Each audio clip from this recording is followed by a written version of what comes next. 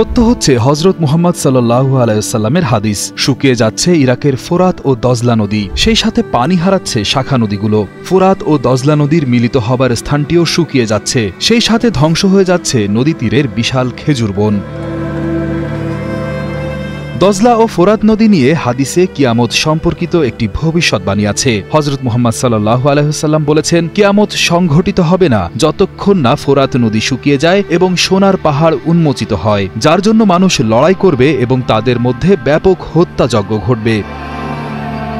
সম্প্রতি রয়টার্সের দেওয়া তথ্য অনুসারে দজলা ও ফোরাত নদী বর্তমানে শুকিয়ে যাচ্ছে, যার মূল কারণ হিসেবে জলবায়ু পরিবর্তন এবং মানুষের কর্মকাণ্ড, যেমন বাঁধ নির্মাণকে দায়ী করা হচ্ছে।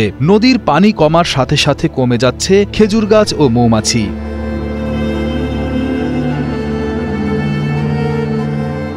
টাইগ্রিস ও ইউফ্রেটিস নদী মিলিত হয়ে সৃষ্ট নদী সাত আল আরবের তীরঘেঁষা সবুজ খেজুর গাছের বন একসময় ছিল মৌমাছিদের আদর্শ বাসস্থান।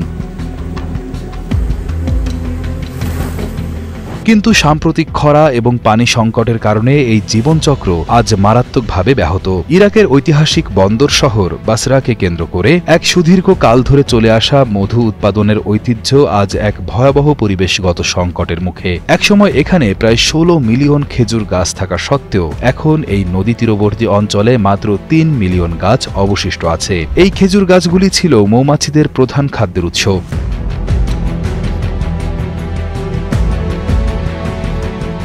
একসময় এই এলাকা থেকে বছরে প্রায় 30 টন মধু উৎপাদিত হতো, যা কমতে কমতে গত বছর হয়েছে 12 টন। এই মৌসুমে তা আরও কমে মাত্র 6 টনে নেমে আসার আশঙ্কা করা হচ্ছে। একসময় এই নদীর তীরবর্তী অঞ্চল ছিল ফুলে ফলে সমৃদ্ধ এক সবুজ জঙ্গল, কিন্তু কয়েক দশকের যুদ্ধ এবং জলবায়ু পরিবর্তনের ফলে সেই সবুজ এখন প্রায় বিলীন। কৃষি মন্ত্রণালয় তথ্য অনুযায়ী একসময় প্রায় 16 মিলিয়ন খেজুর গাছের মধ্যে এখন মাত্র 3 মিলিয়নেরও কম অবশিষ্ট আছে। মৌমাছিদের খাদ্যের প্রধান উৎস এই খেজুর গাছগুলো কমে যাওয়ায় তাদের টিকে থাকা কঠিন হয়ে পড়েছে। এর সঙ্গে যোগ হয়েছে অতি উচ্চ তাপমাত্রা, যেখানে গ্রীষ্মে তাপমাত্রা 50 ডিগ্রি সেলসিয়াস ছুঁয়ে যাচ্ছে, যা মৌমাছিদের জন্য জীবনঘাতী। বাসরা বিশ্ববিদ্যালয়ের অধ্যাপক এবং মৌচাষী মাহমুদ শাকের জানান, মৌমাছিদের পরিষ্কার পানির প্রয়োজন। এই পানির অভাবই তাদেরকে মৃত্যুর দিকে ঠেলে দিচ্ছে। উজানে বাঁধ নির্মাণ এবং দীর্ঘস্থায়ী খরার ফলে সাত আল আরব নদীর জলস্তর মারাত্মকভাবে কমে গেছে। এর ফলস্বরূপ আরব উপমহাসাগর থেকে নোনা পানি নদীতে প্রবেশ করে পানির লবণাক্ততা অনেক বেড়ে গেছে। এই নোনা পানি মৌমাছিদের জীবনধারণ এবং মধু উৎপাদনে বড় বাধা সৃষ্টি করছে।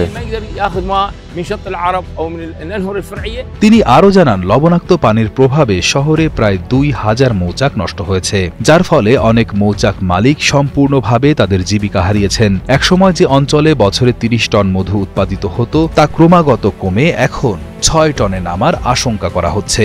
যুদ্ধ ও সংঘাতের পর ইরাকের জন্য বর্তমানে সবচেয়ে বড় চ্যালেঞ্জ হলো এই পানি সংকট, যা কেবল মৌমাছিদের জন্যই নয়, বরং সমগ্র পরিবেশতন্ত্রকে ঝুঁকির মুখে ফেলেছে। এই ঘটনা জলবায়ু পরিবর্তনের মারাত্মক প্রভাব এবং এর সঙ্গে প্রকৃতির সূক্ষ্ম ভারসাম্যের সম্পর্ককে স্পষ্ট করে তোলে।